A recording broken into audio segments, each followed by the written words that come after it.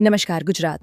આજના મુખ્ય સમાચારમાં આપણે જાણીશું આજના આ વિડીયોમાં ભારતના એલપીજીના ગ્રાહકો માટે રાહતના સમાચાર. પેટ્રોલ ડીઝલ મોંઘું થશે. લગ્ન નોંધણી ન કરાવનારને 10 થી 25,000 રૂપિયા દંડ. ગુજરાતમાં ભૂકંપ. ઈરાન સાથે યુદ્ધ વચ્ચે પીએમ મોદીએ ટ્રમ્પ સાથે ફોન પર વાત કરી. રેલ મુસાફરોને મોટો ફટકો. આજે રાજ્યના ઇતિહાસમાં સુવર્ણ પાના લખાયા. હર્ષ સંઘવી. આ બધું જ જાણીએ તે પહેલાં અમારી યુટ્યુબ ચેનલને સબસ્ક્રાઇબ કરી લેજો અને બેલ આઇકન ઓન કરી દેજો.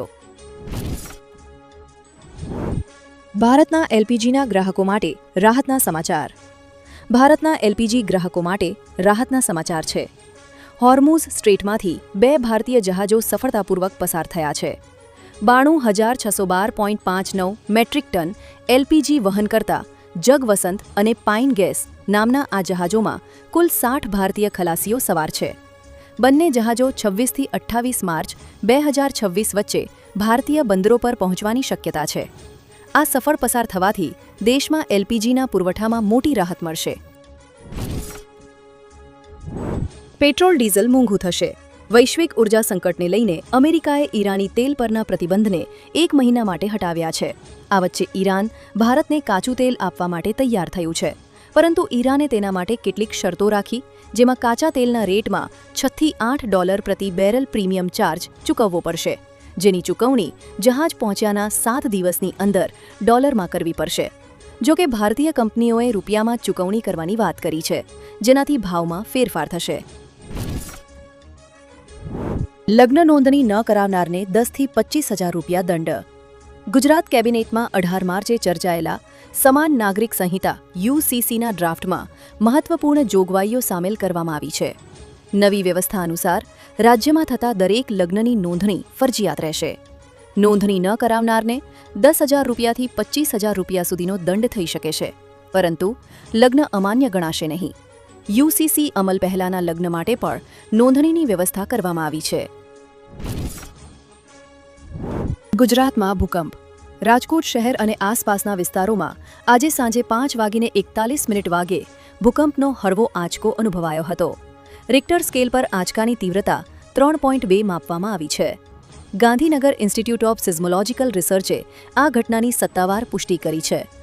આંચકાના કારણે સ્થાનિકોમાં થોડીવાર કુતૂહલ અને ગભરાટનો માહોલ જોવા મળ્યો હતો. ઈરાન સાથે યુદ્ધ વચ્ચે પીએમ મોદીએ ટ્રમ્પ સાથે ફોન પર વાત કરી. ઈરાન સાથે ચાલી રહેલા સંઘર્ષ વચ્ચે પ્રધાનમંત્રી નરેન્દ્ર મોદીએ પહેલીવાર અમેરિકાના રાષ્ટ્રપતિ ડોનાલ્ડ ટ્રમ્પ સાથે ટેલિફોન પર વાતચીત કરી છે. પ્રધાનમંત્રી મોદીએ ટ્રમ્પ સાથે મધ્ય પૂર્વ અને હોર્મુઝ સ્ટ્રેટની પરિસ્થિતિ અંગે મહત્વપૂર્ણ ચર્ચા કરી હતી. આ પહેલા પ્રધાનમંત્રી મોદીએ ઈરાનના રાષ્ટ્રપતિ મસૂદ પેઝેસ્કિયાન અને ઇઝરાયેલી પ્રધાનમંત્રી બેન્જામિન નેતન્યાહુ સાથે પણ વાત કરી હતી. રેલ મુસાફરોને મોટો ફટકો. રેલવે વિભાગે ટિકિટના કાળાબજારને રોકવા માટે રિફંડ નિયમોમાં મોટા ફેરફારો કર્યા છે. હવે ટિકિટ રદ કરવા પર સંપૂર્ણ રિફંડ મળશે નહીં. નવા નિયમો અનુસાર પ્રસ્થાન સમયના 8 કલાક કરતાં ઓછા સમયમાં રદ કરવા પર કોઈ રિફંડ મળશે નહીં.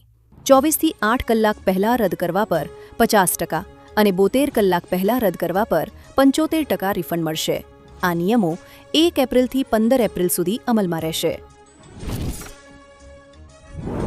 આજે રાજ્યના ઇતિહાસમાં સુવર્ણ પાના લખાયા. હર્ષ સંઘવી.